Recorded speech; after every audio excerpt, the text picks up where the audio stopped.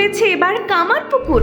GI tag পেতে চলেছে ঠাকুরের প্রিয় কামারপুকুরের সাদা বোঁদে। হুগলি জেলার কামারপুকুর মানে ঐতিহ্যের শহর, শ্রী রামকৃষ্ণ পরমহংসদেবের পুণ্যভূমি। কামারপুকুরে এবার সাদা বোঁদে জিআই ট্যাগ পেতে চলেছে। কামারপুকুরের সাদা বোঁদে তৈরি করতেন বিশেষ কিছু হাতে গোনা পরিবার। আনুমানিক 1200 বঙ্গাব্দ অর্থাৎ 1793 থেকে 94 সাল নাগাদ কামারপুকুরে সাদা বোঁদে তৈরি করতেন জনৈক মধুসূদন মোদক গঙ্গাধর চট্টোপাধ্যায়, যিনি পরবর্তীকালে রামকৃষ্ণ পরমহংস ঠাকুর বলে খ্যাত হন। 1836 সালে কামারপুকুরে জন্মগ্রহণ করেন। রামকৃষ্ণ পরমহংস দেবের জন্মভিটে ছিল মোদক বাড়ির পাশেই। একটি মত অনুসারে গদাধর চট্টোপাধ্যায় মধুসূদন মোদকের পুত্র দুর্গাদাসের বাল্যবন্ধু ছিলেন। বালক গদাধর তার বন্ধু দুর্গাদাসের বাড়িতে গেলেই সাদা বোঁদে খেতেন। অন্য মতে গদাধর দুর্গাদাস মোদকের পুত্র সত্য কিঙ্করের দোকান থেকে সাদা বোঁদে কিনে খেতেন। সেই থেকে আজীবন কামারপুকুরে সেই সাদা বোঁদে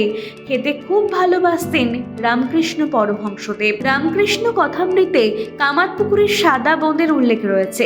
সারদা দেবীরও সাদা বোঁদে ভীষণ প্রিয় ছিল। তিনি দুর্গাদাস মোদকের পুত্র সত্যকিঙ্কর মোদকের দোকানের বোঁদে খেতে খুব ভালোবাসতেন। তিনি ভক্তদের সাদা বোঁদে বা জিলিপি খেতে দিতেন।